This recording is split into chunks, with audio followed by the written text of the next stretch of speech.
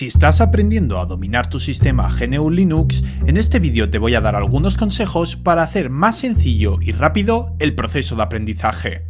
Sé que al principio uno puede sentirse completamente abrumado por la cantidad de cosas que tiene que aprender para conocer GNU Linux en profundidad. Sin embargo, con los consejos que te daré, basados en mi propia experiencia, podrás hacer este proceso mucho más rápido y entretenido.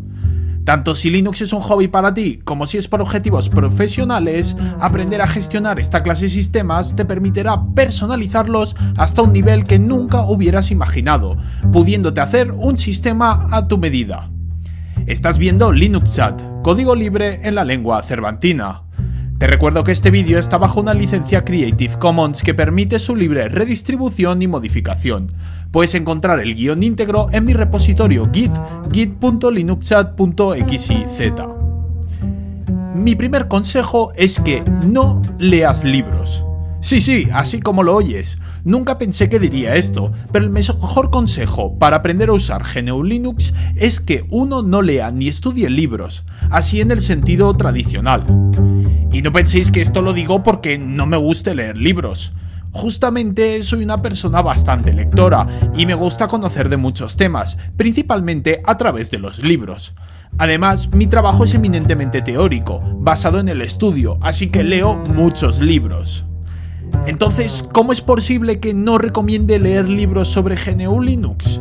Pues porque en este ámbito hay otra forma mucho más directa, sencilla y rápida de aprender, que es la experimentación directa.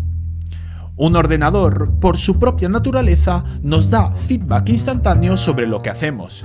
Si hacemos las cosas bien, los resultados en el ordenador son los deseados. Si las hacemos mal o nos dejamos algún cabo suelto, el ordenador no responderá como deseamos. Esta característica hace muy fácil aprender a usar no solo GNU Linux, sino cualquier máquina mediante la simple experimentación directa, es decir, mediante la conocida como prueba y error. Prueba y error, ahí está la clave de todo. Nuestro cerebro es muy bueno aprendiendo de esta manera. Si cuando hacemos algo bien, instantáneamente obtenemos un feedback positivo, esta experiencia queda muy fácilmente grabada en nuestra mente, permitiéndonos repetirla en un futuro. Además, como el ordenador es una máquina determinista y discreta, es decir, las instrucciones que le damos son, al fin y al cabo, tiras de unos y ceros, sabemos con mucha exactitud lo que hemos hecho para obtener este resultado positivo, a diferencia de lo que ocurre en otros ámbitos de la vida. Esto también juega a favor del aprendizaje, pues así en nuestro cerebro se asocian directamente comandos o acciones concretas con ciertos resultados. Por tanto, tal y como yo lo veo, saber manejar un ordenador es una habilidad práctica y no teórica, de lo cual se sigue que no es conveniente, para aprenderla, dedicarse a leer libros. Lo que hay que hacer es mancharse las manos y equivocarse. Por la misma razón por la que uno no leería un libro sobre bicicletas para aprender a ir en bicicleta. Desde luego, uno puede y debe consultar un libro o un manual para aprender a hacer una cosa concreta o a usar un comando específico, pero la única manera de aprender a ir en bicicleta es montando en una y cayéndote. De la misma forma, la única manera de aprender a manejar un sistema GNU Linux es poniéndose delante de un ordenador y sencillamente probando. Por supuesto, hay gente que llega a ser tan aficionada a las bicicletas que sí que lee libros de bicicletas de cabo a rabo, pero esa persona no está aprendiendo a montar en bicicleta, ya sabe montar. De hecho, sabe montar muy bien. Ha aprendido a base de probar y caerse, y solo después de tener esa habilidad por la mano, se toma la molestia de aprender sobre bicicletas. Esto no aumenta su conocimiento práctico de las mismas, que aprendió por pura prueba y error, pero sí su conocimiento teórico, aprendiendo más en detalle la física detrás de la bicicleta, los tipos que hay, la historia de este vehículo. De la misma forma, cuando uno ya sabe usar GNU Linux, entonces vale la pena leer algún libro, no sobre cómo usarlo. No faltan libros de este tipo, pero como hemos dicho hasta ahora, son esencialmente inútiles, más allá de su uso como manuales de consulta, sino sobre el propio sistema en sí, sus fundamentos más internos, su historia, sus distribuciones, etc. Porque aquí estamos diferenciando claramente dos conceptos, el saber de algo y el saber hacer algo. Saber y saber hacer están relacionados, sin duda, pero no son lo mismo. No es lo mismo saber de coches que saber conducir. Ninguna lectura te va a hacer que cojas un volante y sepas inmediatamente conducir. El título de este vídeo es cómo aprender a usar GNU Linux, no cómo aprender teoría de la computación o de la programación de sistemas o compiladores. Para lo segundo, seguramente necesitarás libros, sí, y mucho estudio. Para lo primero, sin embargo, lo único que se necesita es práctica. Que los conocimientos sobre algo y sobre saber hacer algo se complementan está muy claro, pero si nuestro objetivo principal es aprender a usar nuestro sistema, debemos centrarnos en la práctica y no perdernos en el largo y denso, aunque noble, estudio teórico. Por cierto, si te gusta mi contenido, puedes unirte a mi Patreon a partir de $2 y así acceder a contenido y a conversaciones exclusivas. Continuemos. ¿Qué uso se le debe dar entonces a los libros? ¿Qué papel deben jugar en nuestro proceso de aprendizaje? Esto entronca con el segundo consejo que os quiero dar, que es que trabajéis por pequeños objetivos. Yo lo que hice para aprender a usar mi sistema fue plantearme una lista de cosas que quería que el sistema hiciera o que yo pudiera hacer en él, y entonces ir cumpliendo con estos objetivos. ¿Cómo? Pues yendo a las wikis, a las páginas web, páginas de manual, libros... Espera, ¿no acabo de decir que mejor no leer libros? Esta es una buena oportunidad para matizar el primer punto. No quería decir que no se consulten libros como se consultan webs o manuales.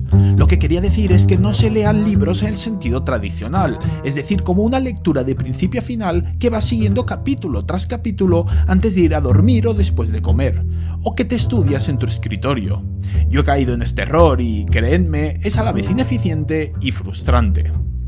Lo que uno tiene que hacer es, cuando ya tiene un objetivo claro fijado, resolver los problemas que se le presentan, accediendo a los recursos que sean necesarios, pero que sean directamente aplicables a la resolución de este problema.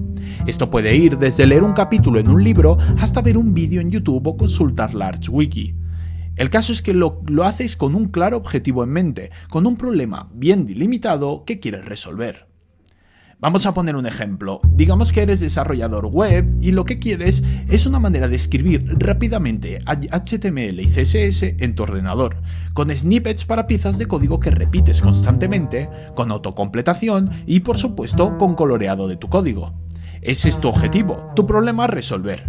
Veamos ahora esquemáticamente qué pasos podrías seguir y qué decisiones podrías tomar al respecto. Lo primero que buscas es, por tanto, un editor de texto altamente customizable, que tenga potencialmente todas esas capacidades y quizá alguna más. De entre las opciones que encuentras, seguro que están Vim, Emacs y luego algunas IDE como VS Code.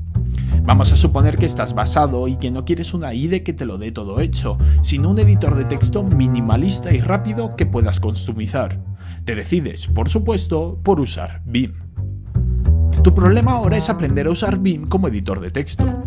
Esto no es una cuestión de una tarde, pero probablemente en una semana ya tienes unos conocimientos para ir tirando.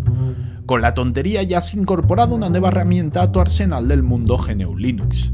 ¿Y qué herramienta? Probablemente aprender Vim te ha cambiado la vida, así que te tomas unos meses para reflexionar sobre ello. Tras este periodo de reflexión, quieres tener coloreado de sintaxis para HTML en Vim. Esto no es nada difícil, pero tienes que aprender lo básico de cómo se configura Vim.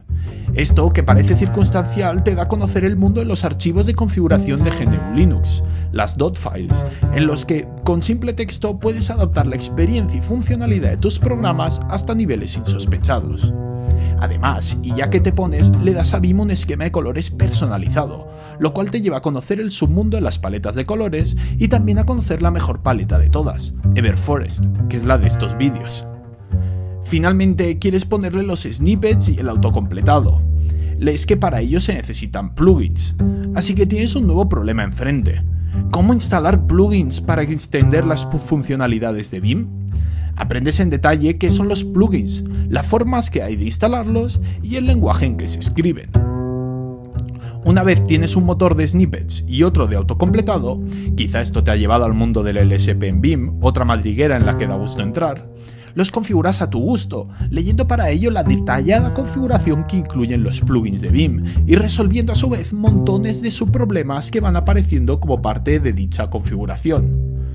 Como veis, nuestro seguidor ficticio habrá aprendido un montón de cosas sobre Vim, una herramienta muy típica de los sistemas GNU Linux, sin necesidad de leer un manual o un libro de cabo a rabo, simplemente teniendo problemas concretos en mente e intentando resolverlos.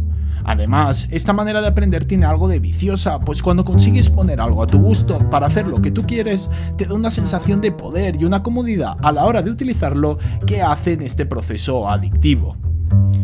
Y sabed que todo esto no es una suerte de técnica didáctica, es lo que yo hice para aprender a usar GNU Linux.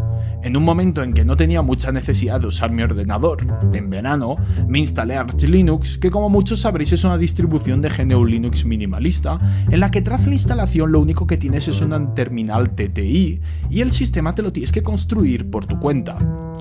Así me hice una lista de cosas que quería poder hacer con mi máquina. Por ejemplo, quería primero tener una interfaz gráfica y luego poder navegar por internet, tener una terminal, un editor de texto, compilar LaTeX, usar el Bluetooth. Y cada día iba cumpliendo algunos de estos objetivos. Para ello, por supuesto, tenía que aprender cómo funcionaba la parte específica del sistema y aprender a configurarla. A modo de ejemplo, el día que quise hacer que mi sistema mostrara notificaciones, tuve que aprender a usar el sistema de bus, que para mí era algo completamente nuevo. Al final de este proceso, que en cierto sentido no tiene final, no solo tenía un sistema perfectamente hecho a mi imagen y semejanza, sino que además era un sistema que yo entendía en gran profundidad. De esta forma, cada vez que se rompe alguna cosa, o quiero modificar o arreglar el comportamiento de alguna componente, tengo una idea bastante clara de cuál es la causa del error o de qué debo tocar para cambiar el comportamiento de mi máquina. Y si acaso el error es de algo que no conozco, este se convierte en un nuevo objetivo que añadir a mi lista. Y esto sería todo. Si te ha gustado el vídeo, puedes contribuir a que llegue a más gente dando like y comentando cualquier cosa. Muchas gracias por tu tiempo.